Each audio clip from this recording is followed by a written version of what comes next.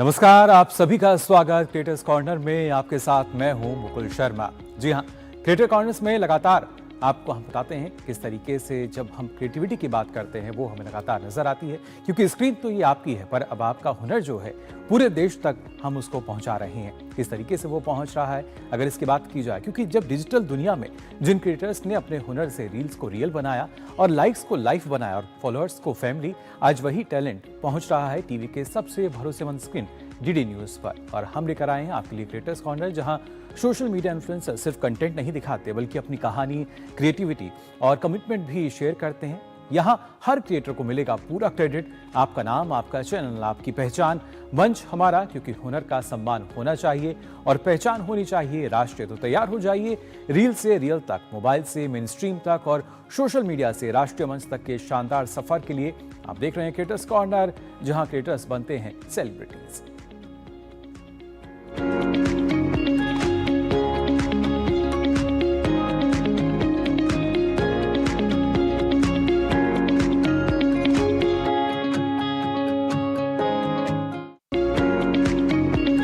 और creators corner में आज आइए हम बात कर लेते हैं भारत की बदलती तस्वीर की। जी हाँ, जहां नारी शक्ति अब सीमाओं को नहीं बल्कि संभावनाओं को पहचान रही हैं।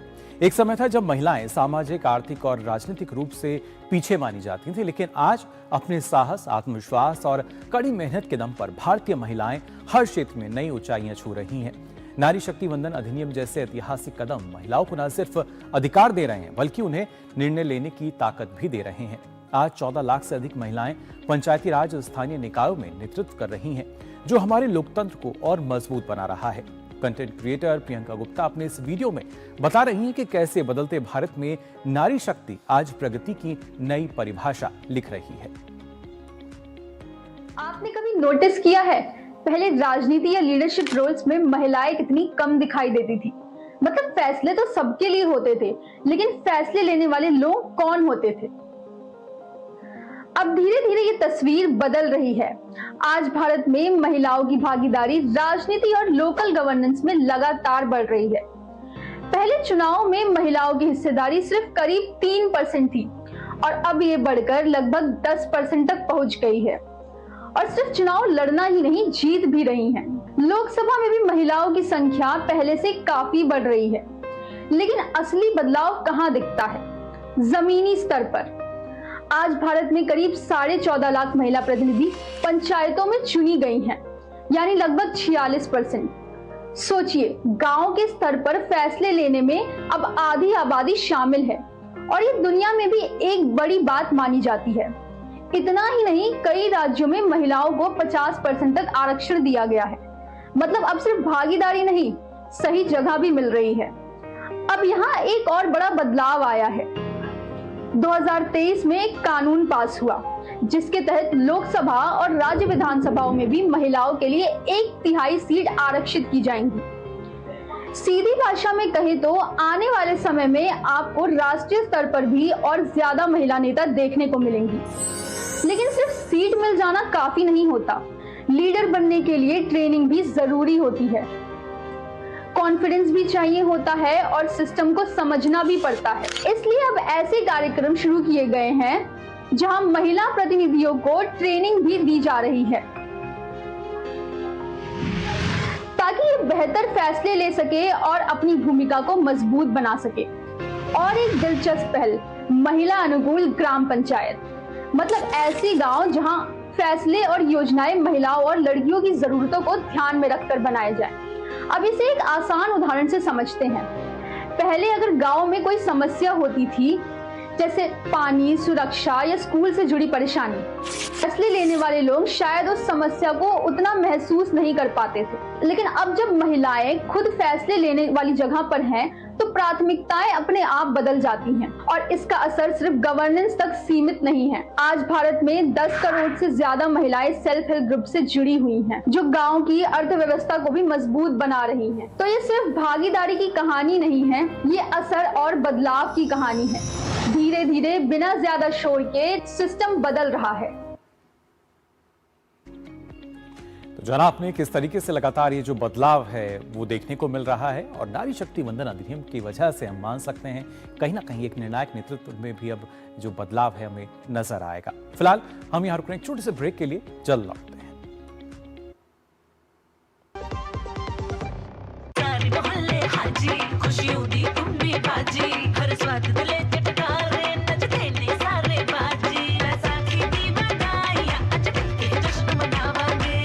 बैसाखी दी लख लख बधाइयां।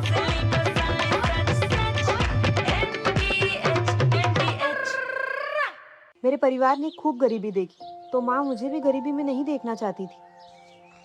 तो एक दिन माँ ने पैसे जुटाए और सीधा मेरे गोद में रख दिया ये ड्रोन। मैंने कहा माँ से ये मैं कैसे चलाऊंगी? तो माँ कहती है ये चलता नहीं, उड़ता है। और जिस दिन से ये उड़ा ना, उस दिन से हमारी सारी गरीबी भी उड़ गई। अरे मेरी माँ से तो आप मिले ही नहीं ना। एक मिनट, ये रही मेरी माँ, मेरी भारत माँ। पिछले 12 सालों में देश ने 3 करोड़ से अधिक महिलाओं को लखपति दीदी बनाया, 35 करोड़ से अधिक महिलाओं को मुद्रा लोन दिलाकर उद्यमी बनाया और अब तो लोकसभा और राज्य विधानसभाओं में भी 33% महिला आरक्षण भी, ताकि विकास में रहे नारी की भी साझेदारी। अब नेतृत्व की बारी है, नारी शक्ति वंदन की जिम्मेदारी है। जब धरती चीर कर निकलता है लोहे का पत्थर और मिलता है मोंगिया के जोश से, फिर तपता है, पिघलता है और बनता है फौलाद। अब होता है सरिया सारी खूबियों के साथ। मोंगिया स्टील, मजबूत देश का मजबूत सरिया। ब्रेक के बाद आप सभी का एक बार फिर स्वागत। आप देख रहे हैं क्रिएटर्स कॉर्नर। आइए अब हम बात करने जा रहे हैं एक ऐसे विषय पर जो हमारे भविष्य को तेजी से बदल रहा है, वो है आर्टिफिशियल इंटेलिजेंस यानी AI.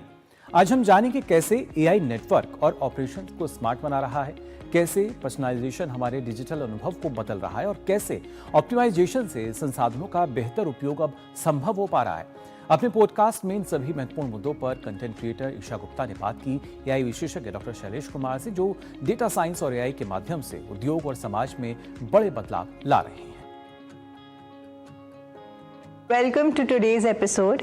We have a very special guest today, Dr. Shailesh Kumar, who is the Chief Data Scientist at Jio, where he leads innovative work in the field of AI and data science. Dr. Kumar, thank you for taking out the time and agreeing to share, your valuable insights and expertise on this most important topic today, artificial intelligence. AI is one of those horizontal skills, right? Like math has transformed many fields, economics, physics, engineering. Language has transformed many fields, right? Art, music, journalism, movie making. Similarly, AI is a very horizontal skill. It is transforming all industry sectors, business functions, and social sectors. So let's talk about industry. So let's take some examples from telecom sector, right? Sure. So Jio is one of the largest telecom providers probably in the world in terms of data and all of that. And we solve very interesting problems in telecom. For example, one of the holy grails in telecom is what we call the self-adapting networks, right?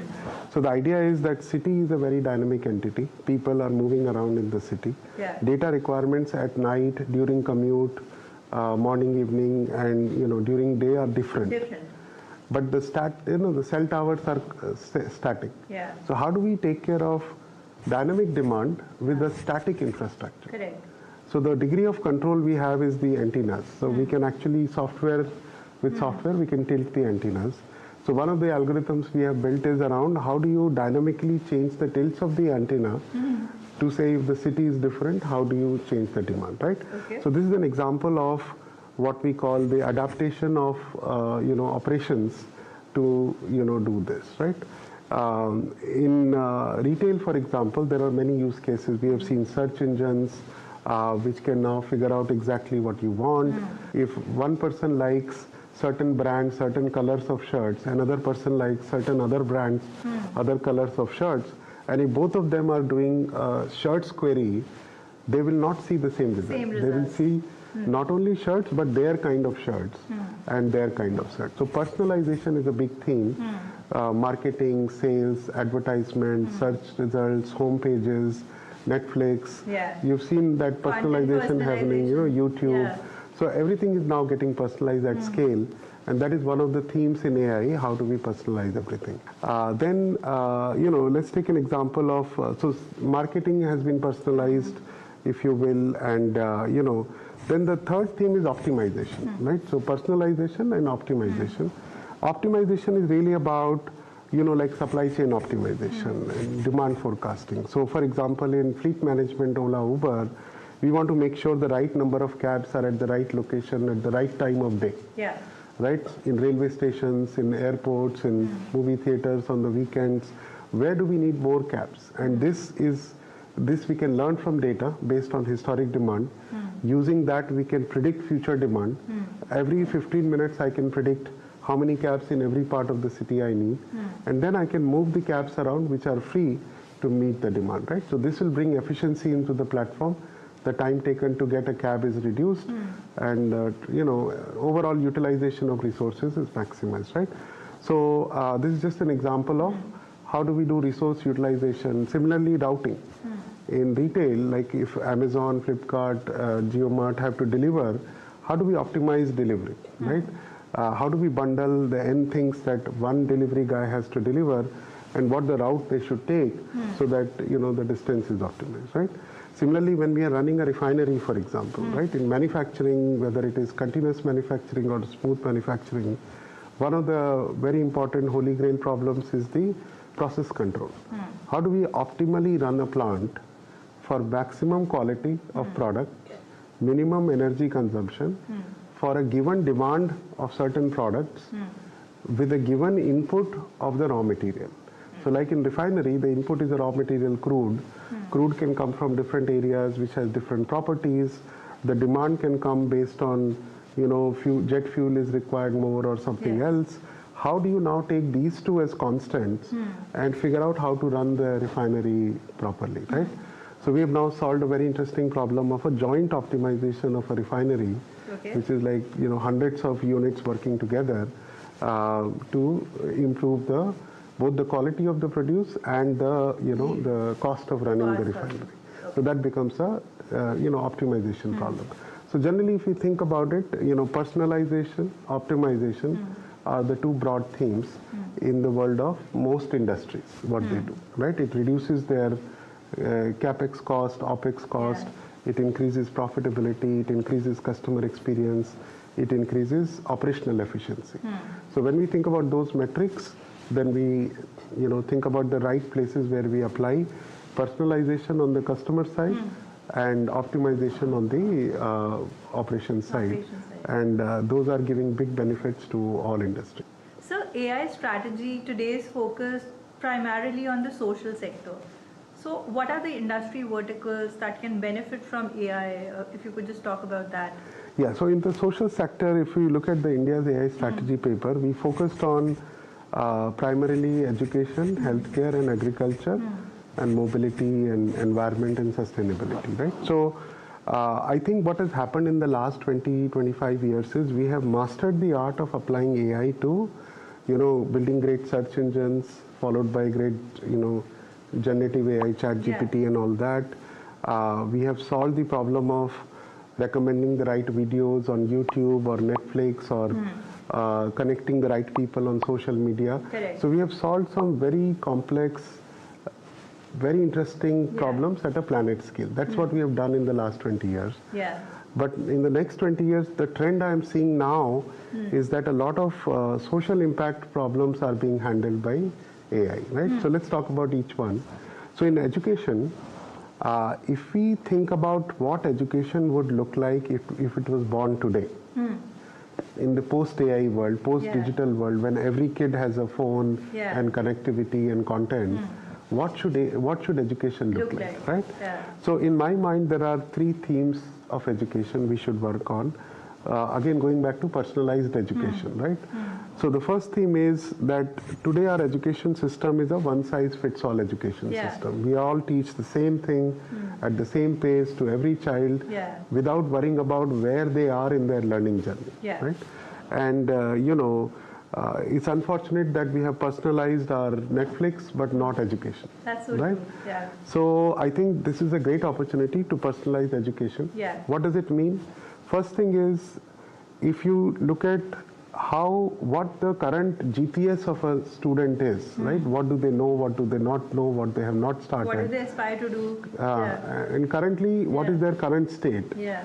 And based on that, if you can decide, AI can decide that this student is ready to learn this concept because they have mastered all the prerequisites of this concept.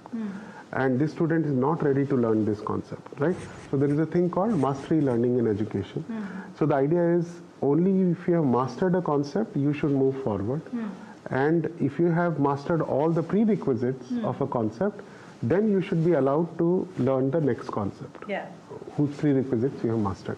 So this is something now can be done for every student in the world across all subjects. That is the possibility, right? Okay. So think about the scale and personalization we can bring. The second thing AI can do in education is what I call content personalization. We all learn differently. Some people can learn from a few abstract examples, or some kids need a real world example before they understand the theory and all that.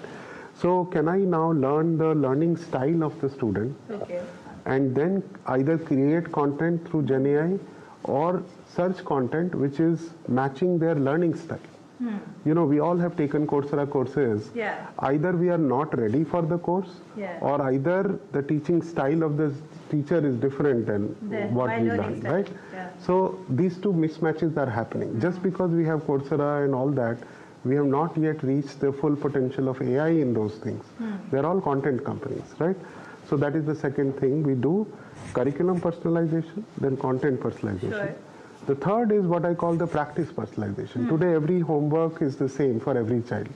That is not a very personalized thing. Now, today, again, the same theme. If you look at how farmers need help at every stage of their agriculture journey. They want to know what to grow given their climate and soil. They want to know how to do the practice of agriculture. They want to know where to sell it for maximum profitability. So they need help, and now there are not enough experts to help them, right? In each language. So now imagine an AI expert in agriculture who knows agriculture, the domain knowledge of agriculture, who gets data from every farm's soil IoT, satellite data, all of that, weather data, and actually generate an advisory for every farmer in the country and say, this is what you need to do, this is what you need to do. And by the way, 3 days later, rain is coming in your area. Your crop doesn't need that much water. The soil moisture is already high. So don't irrigate your crop for the next 3 days. This level of precision farming is now possible with AI, right? And again, like I said, domain knowledge is there.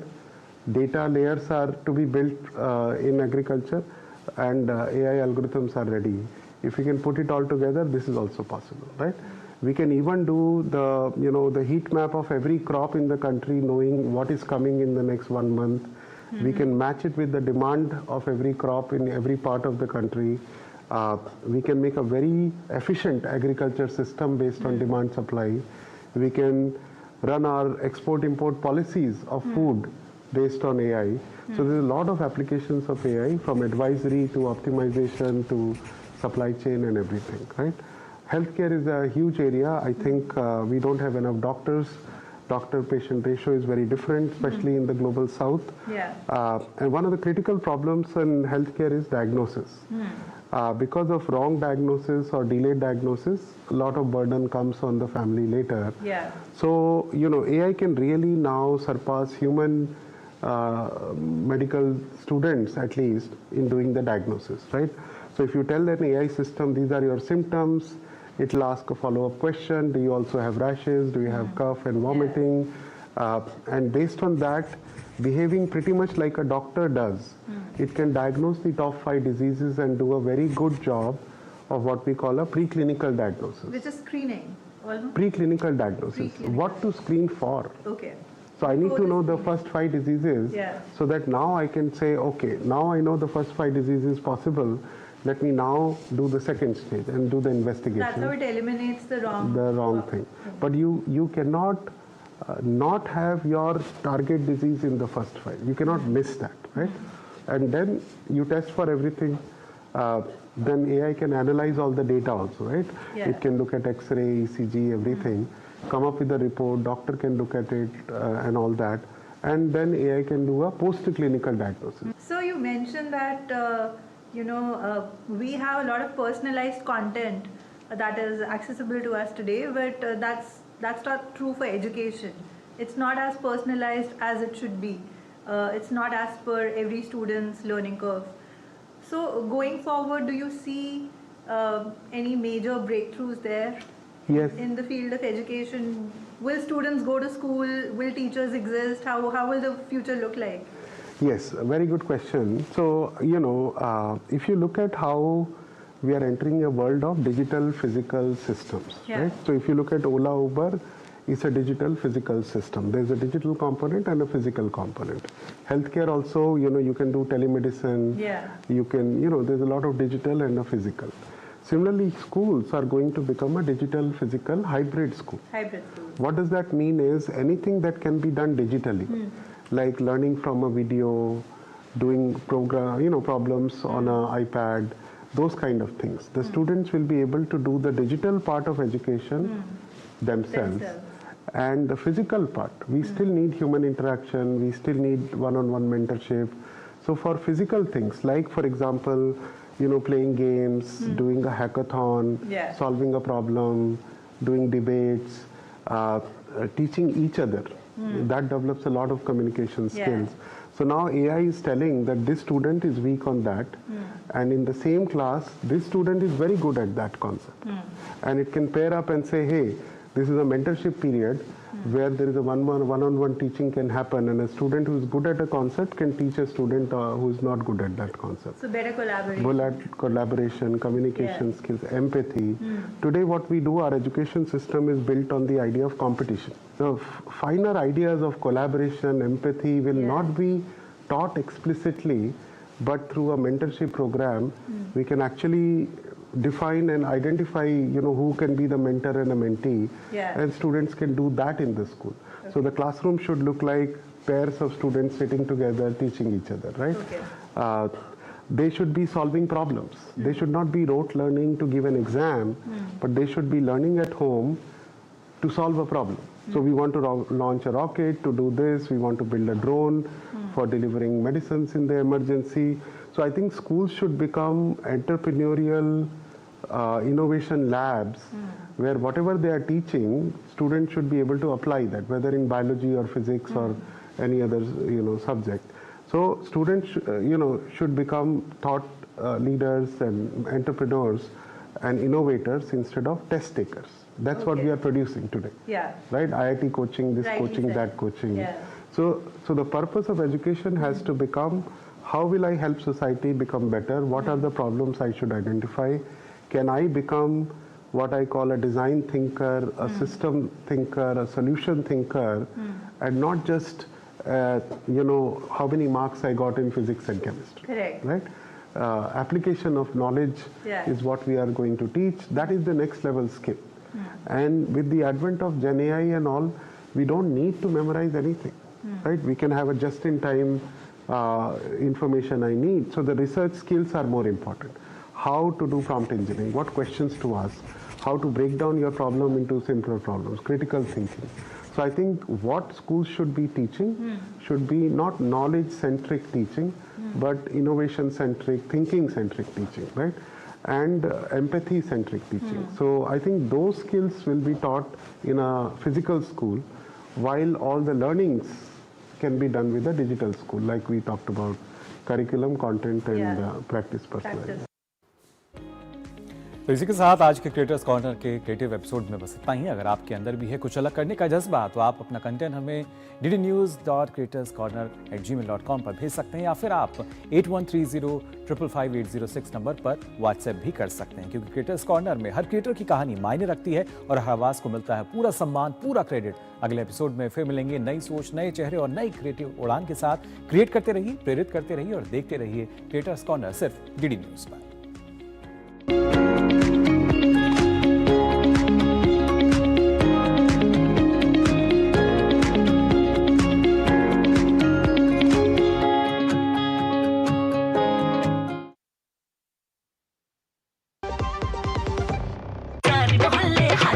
खुशियों दी तुम्बी बाजी, हर स्वाद दिले चटकारे, नचते ने सारे बाजी। बैसाखी दी बधाइयां, अच के जश्न मनावांगे। बैसाखी दी लख लख बधाइयां।